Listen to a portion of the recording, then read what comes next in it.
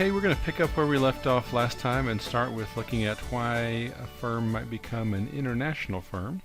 So we'll start with the first one here, accessing inputs. So the notion here is that we're going to globalize to have easier access to inputs, and so an example might be a Chinese company that's purchasing natural resources elsewhere, or agricultural companies might Chinese might be purchasing agricultural companies rather to get access to, for instance, pork. China, not too long ago, a Chinese firm bought an American pork producer in the southeast and got access to a large pork supply, which is obviously or maybe it's not obvious, but it's a big supply or source of meat for the Chinese people.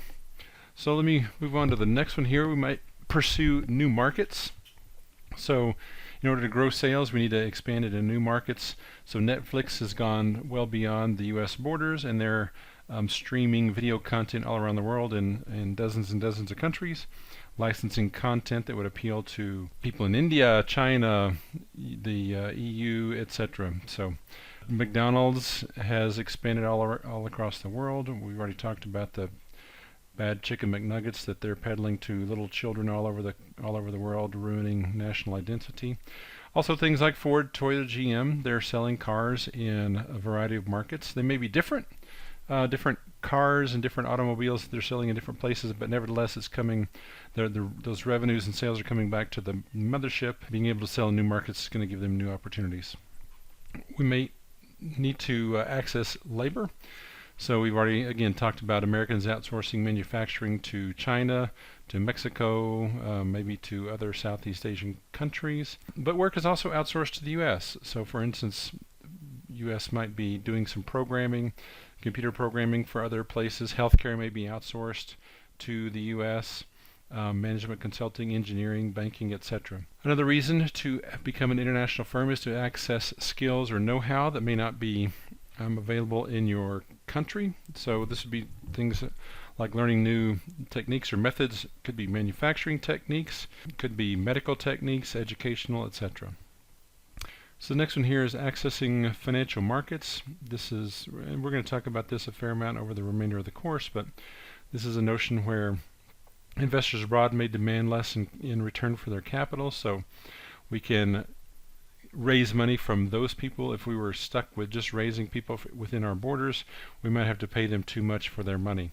Another kind of look at this is the taxes that may be lower elsewhere. So we may pursue business deals that lower our taxes by going abroad. We can access opportunities. So there may be firms around the world that we want to buy that would fit into our business plan, help us to strategically kind of integrate and diversify our company, our portfolio, help us to keep steady cash flows. If we have excess cash in our country and we don't really have desirable opportunities domestically, we might want to go abroad. And then diversification is another big one. Again, we'll talk about this some more over the term, but where countries, economies co-vary less than just being in one economy, that's going to reduce risk. So covariance is the notion of things kind of moving together. So if we're investing in countries all over the world, when one country is doing poorly, there may be other countries that we have business operations in that are not doing poorly. Maybe they're doing well, and that helps offset the downturn in the bad economy. So if we have a broadly diversified kind of basket of countries that we're in, that may help stabilize our operating cash flows and keep the business more stable. So just a quick look at some College of Business disciplines in a global context, different ways that internationalization touches each of these disciplines. If you're an accounting student, there are things like transfer pricing issues. When you're transferring goods and services across borders, there's going to be a pricing consideration. What does one subsidiary sell to the headquarters for, that sort of thing. And then obviously tax issues where you have tax treaties, differential tax rates, different ways of handling taxes, different credits and ways of giving credit for countries or companies who've paid their taxes elsewhere. Do they get any credits for that here? Economics, a big idea in international finance is the notion of comparative advantage. That's a fundamental notion even in that comes from economics, and it's directly kind of related to international business, international operations, trade, that sort of thing. In IT, there's coding talent all over the world. The number of engineers abroad is far higher than in China, so goodness, far higher than in the U.S. So accessing coding talent all over the world, engineering talent all over the world is going to be a big deal. Supply chain, if you have a global operation, you're going to have global sources of supply of goods and people and delivery systems and all sorts of things going on. So you're going to have a very intricate global supply chain that you're managing and making sure is operational. In management, HR is going to be a big issue. So you have different hiring and firing kind of systems or values in different countries. Some parts of the world, it's very difficult to get rid of a worker even if they are quite poor, unproductive, and otherwise not helping the company at all. Whereas in other parts of the world, in the U.S., it's maybe much easier to get rid of somebody who isn't carrying the load, so to speak. So we have different kind of human resource considerations all over the world.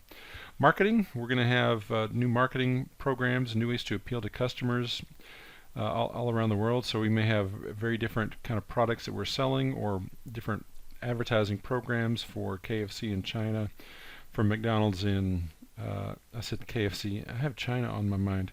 For KFC in Japan, or McDonald's overseas, or Autos in Europe, we may have, again, very different kind of marketing programs that are designed to push our products. And then finally, in finance, which is what we're going to be spending the rest of the term talking about, we got things like currency hedging, so we're reducing the risks associated with dealing with different currencies around the world.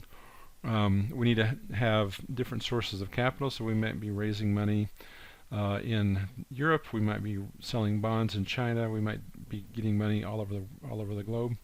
And then international investing, so whether that's by individuals buying shares of companies in Europe or Asia, or whether it's foreign direct investment by business, or even by countries, their sovereign wealth funds buying assets around the world to help kind of stabilize their domestic economies and provide opportunities for people that live in a particular country.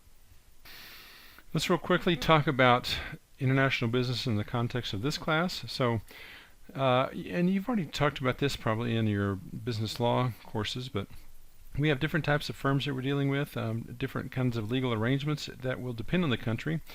So for instance, in the U.S. we have things like sole proprietorships, we have partnerships, family business. Actually, family businesses are quite common in parts of Europe. They're going to be the dominant form of business. And we also have things like limited liability companies or limited liability partnerships that are becoming more and more common in the U.S. There's corporations, S corps and C corps, and the equivalents abroad. We're mainly going to be dealing with the notion of the C corp, which would be the big giant corporation, the IBMs and the Googles of the world. So that's kind of the thing we have in our mind. We're not talking about smaller firms or nonprofits or those kind of things. We're thinking about really big multinational firms, because that's where international finance and the things that we talk about in the context of this course are going to make the most sense and be the most applicable. We're going to assume further that in this class we're talking about the goals of managers being to maximize the long-term value of the firm, that is, the maximizing the value of the wealth that shareholders hold.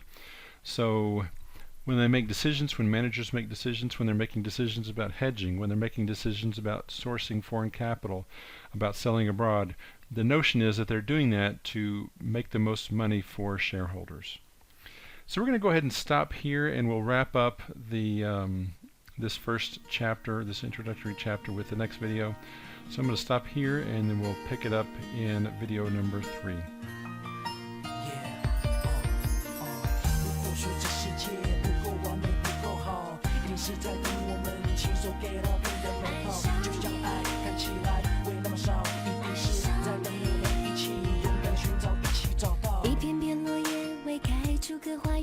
牵手爱过整个冬天，每只蝴蝶为了飞，为了翩翩起舞，先做一个茧。